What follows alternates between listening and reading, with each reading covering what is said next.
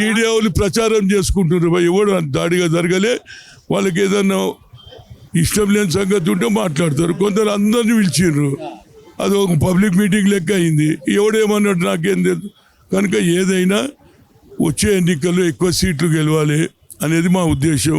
ఎందుకంటే ఒక పక్క ఫ్రీ బస్ ఇస్తున్నాం, 500కే సిలిండర్ ఇస్తున్నాం, 200 యూనిట్లు లోపల కాల్చిన వాళ్ళకి ఫ్రీ కరెంట్ ఇస్తున్నాం, రైతుల రుణమాఫీ పూర్తి చేస్తాం.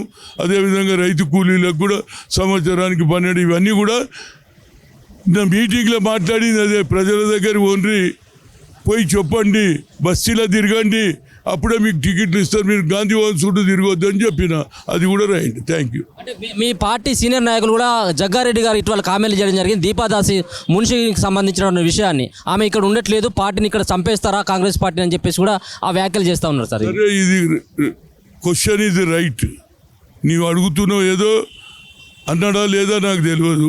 రెండోది ఏంటంటే ఇటువంటి ఇష్యూస్ పార్టీ ఫోరంలోనే మాట్లాడతా, హైకమాండే మాట్లాడాలి.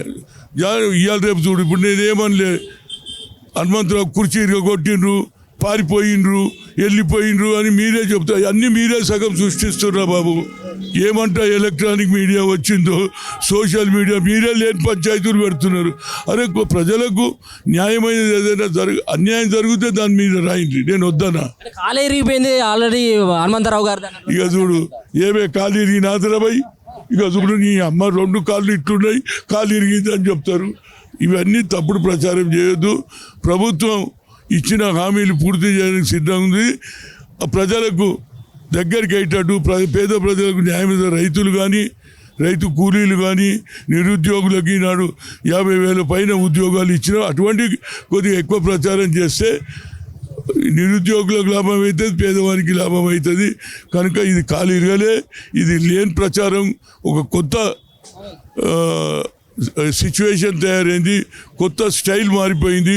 అప్పుడు గతంలో మేము వార్త చెట్టు పెట్టి నీళ్లు పోసి అన్నీ తవ్వి పెట్టి ఫోటోలు తీసుకొని ఆఫీసుల చుట్టూ తిరిగేది.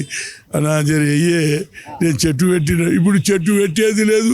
చెట్టు పెట్టేటోడు చెట్టు పెడతాడు, నువ్వు తీసుకుంటావు పడేస్తావు. మేము ఆఫీసుల చుట్టూ తిరిగేది, డక్కన్ క్రానికల్, సియాసత్, అక్కడ పోయి ఇప్పుడు ఏమి లేదు. మీరు ఏదంటే అది చెప్పదు, ఎందుకంటే ఇక్కడ మాట్లాడుతూనే నాడు వస్తూనే ఉంటుంది. కనుక నేను అనేది వాస్తవాలు మీరు చెప్పండి.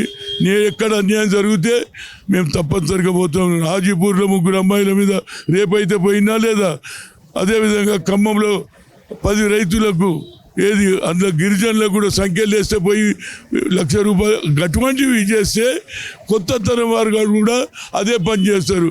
ఇప్పుడు మీరు అన్నారు, అరే హనుమంతన కాలు ఇరిగిందట, నేను కూడా ఇంకోటి కాలు ఇరగొట్టాలని ఆలోచన రావద్దా ఉన్నది. కాలు ఇరగలే, కుర్చీలు ఇవ్వటలే, మీటింగ్లు సాఫీగా జరిగినాయి. ఇక ముందు నాది ఒక్కటే రిక్వెస్ట్, ఎవరి మున్సిపల్ ఎన్నికలు ఎవరు పిలవాలి?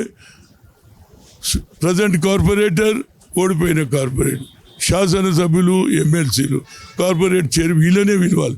ఉంటే ఏమైతే వాళ్ళు లెక్కతోటి మాట్లాడతాడు. ఎవడు పడతాడు, ఒక 20 మందిని తెచ్చుకుంటాడు, ఓడి జిందాబాద్ అంటాడు. ఎందుకంటే ఎవరి దుకాణం అని నడవాలి కదా.